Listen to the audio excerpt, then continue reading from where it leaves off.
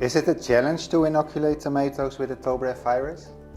Yeah, over time we have now the experience that it's really easy to infect plants with the virus by infected clothes or infected tools.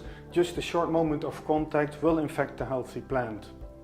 The difficulty of this experiment is to have a uniform infection so that all plants that are in the greenhouse get infected at the same moment. Right after our inoculation, we are testing whether the virus has been transmitted to all plants in the greenhouse, and 2 weeks after infection we could find virus in all of the plants. 2 weeks later we could see the first symptoms in our susceptible hybrids that were in the trial, and 2 months later we saw a very uniform spread of the symptoms across the whole greenhouse. What has our work in the quarantine glasshouse taught us about the virus?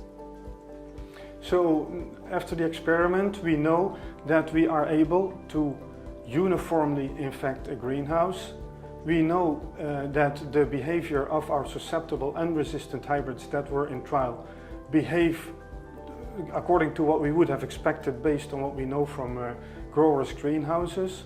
We also had 3 replications of the same variety in trial, and the behavior of the different varieties were quite stable across the 3 replications.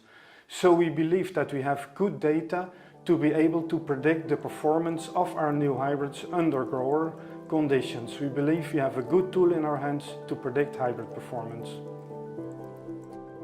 And then, what did we learn about our own varieties in terms of resistance?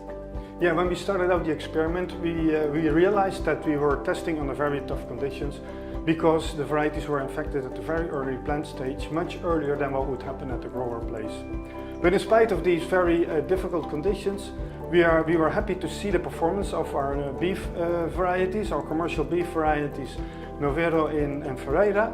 They show very good behavior, a strong resistance under these conditions, and also our cocktails, DRTH 9517 and 9518, show good performance under these conditions.